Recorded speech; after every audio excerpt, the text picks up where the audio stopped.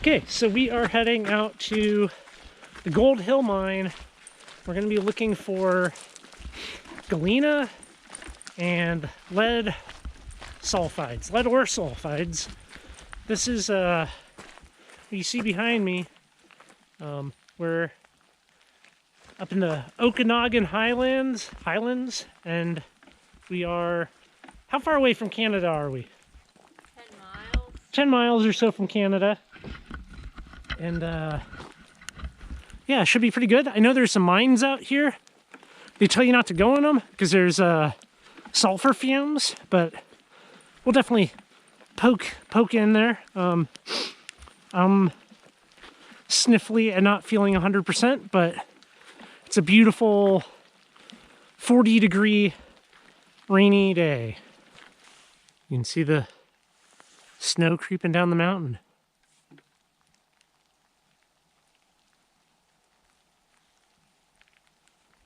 Nice out here. Micah, are you excited? It's out there. She sees a Sasquatch. Just out there.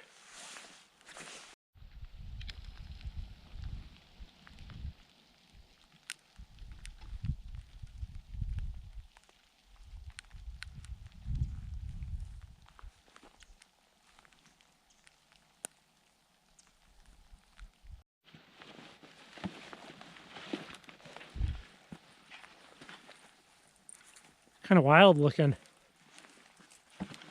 It's like... It looks like dirty snow. It does look like dirty snow. But it's, what is that? That's bedrock? So at this spot here, you can see that it's been worked with equipment.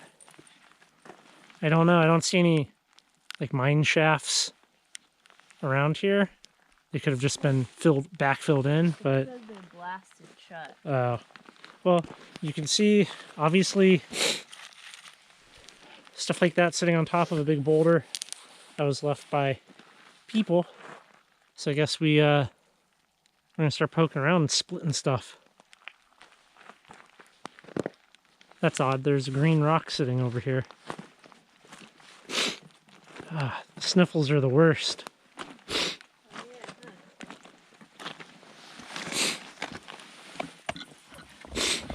Huh. That's the only one I see here.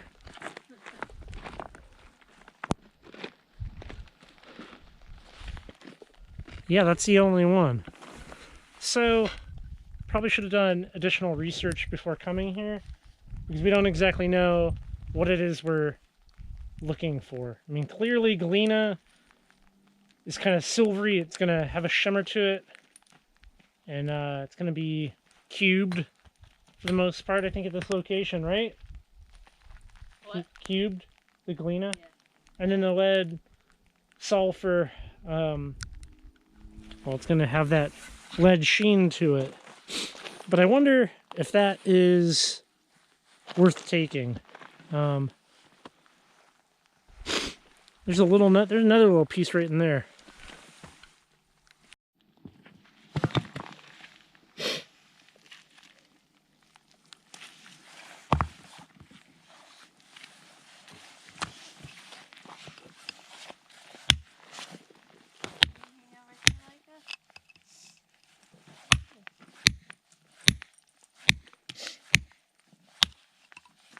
Hand saver is amazing.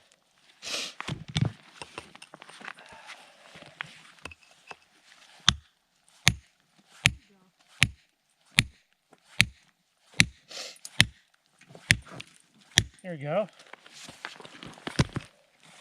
Let's see what's inside this.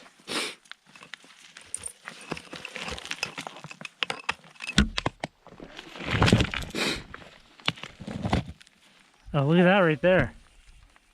There's some neat stuff, just like... What? Yeah. Huh. You know, this is part of what I want to do with these videos, is just show the spots, because what you see in the books and what people show online is so deceptive, you know? Yeah. Like, it sure would be nice to have a video like this before coming to a spot like this, so you can be like, this is, what's the green rock here? What's what ahead of time? Yeah. You know, because if you type in to, I don't know, Google Images or Mindat, some of these different things, you're gonna find a huge range. Yeah, or like really pure stuff, and like that's not always helpful. Yeah, I mean, very few things are pure museum quality specimens. You just don't find that at places like this. Like even in the rock book, some of the pictures are like property, like picture from the Rice Museum. And you're like, well, it's not, clearly that's not your average find. Yeah. It's in the Rice Museum. Like is hungry for branches. Soft. It's also pretty pure.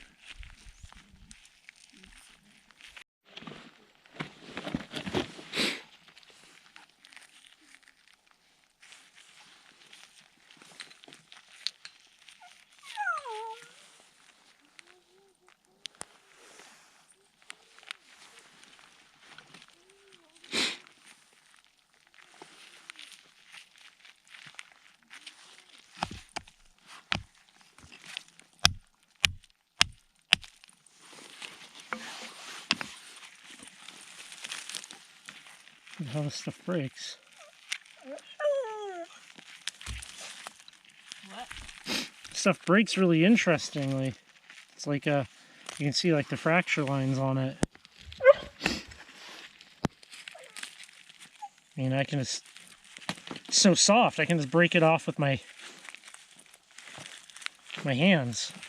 I mean, I know my fingers are jacked, but like, how soft and fractured up is that? That's very weather fractured. I mean, It's pretty soft. I mean, the other pieces I hit with the hammer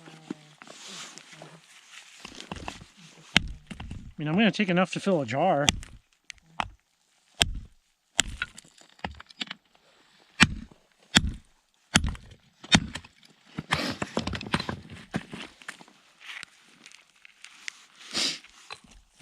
I mean, you have things like this, which,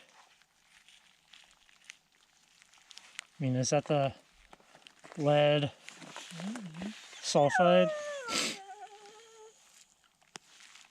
If I had to venture a guess, I would say yes. Let's take these things.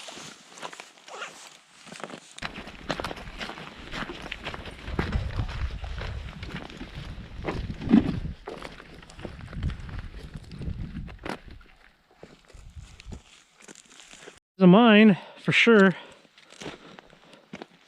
Photos probably don't do, the video doesn't do it justice, but that's probably 20 feet down.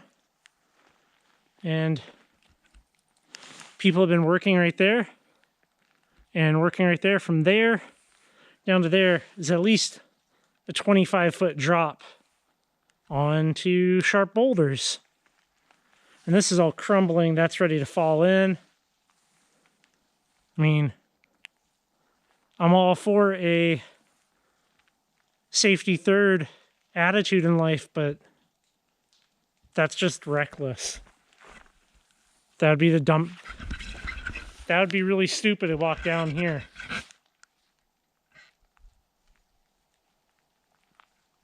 And I love rocks, but not that much. You should come over here and look at this.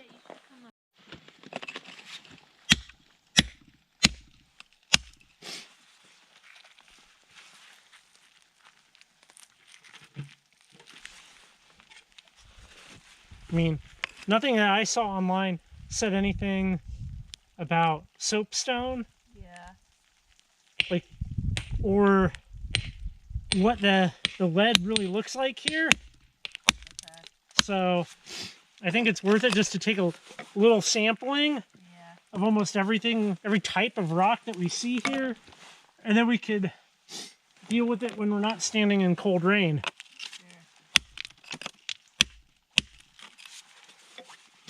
Some of it splits so nice and easy. Yeah, some of it does. You're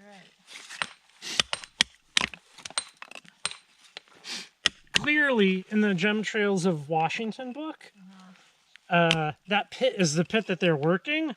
Yeah. Who knows how old that photo is? Because I just can't imagine putting together a book and being like, go here. Yeah. Go into this like sketchy, dangerous pit. Well, they said like you don't have to go in the pit and find everything you need in the tailings. Yeah. Which is like this thing we're looking like up here. I mean, yeah, that is tailings, but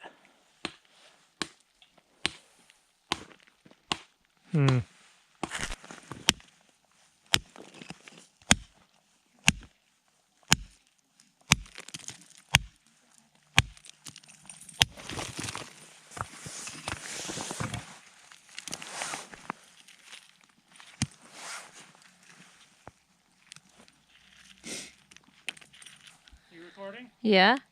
So it's interesting, all the way up here, there's some river tumbled rocks deposited, almost placed up here by someone. Clearly, that peak of the cliff over there, people have been working.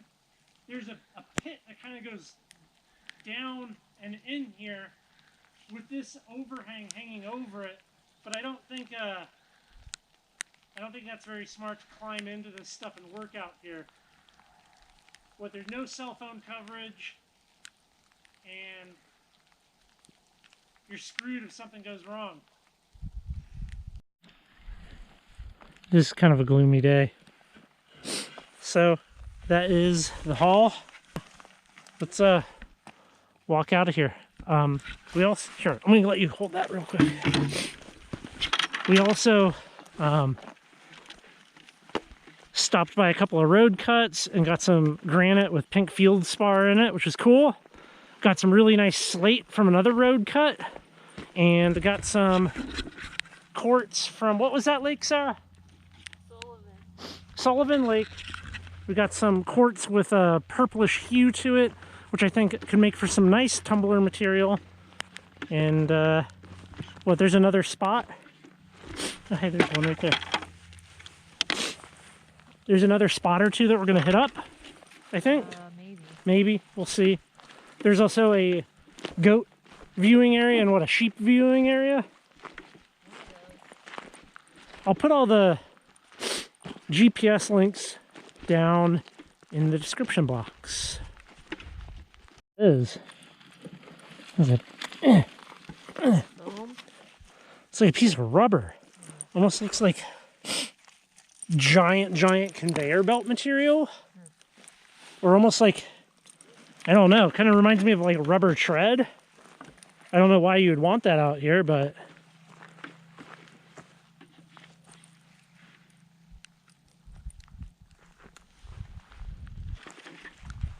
so it's the next day. I'm still a little under the weather, but let's look at what we have here. First I'll go over some of the stuff that I didn't show in the video. This is some granite with pink feldspar that we collected from a road cut the other day. I didn't show that in the video. Here is some slate that we collected.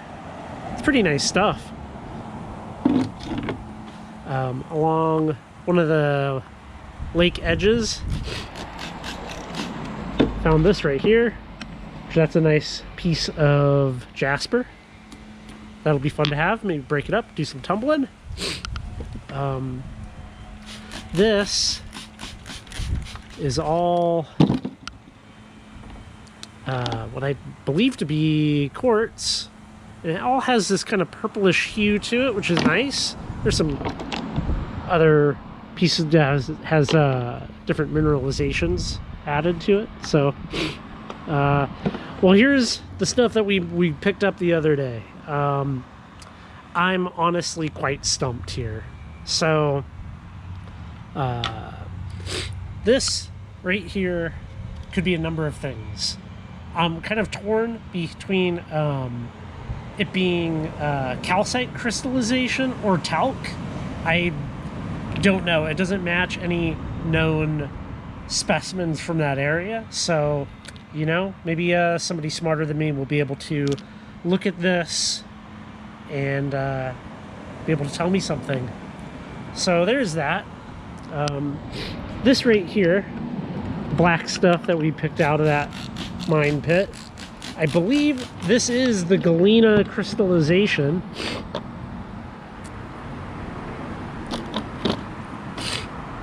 I'm not 100% sure. It's really hard to tell. Forgive the sniffles. Of course, you turn on the camera and start sniffling.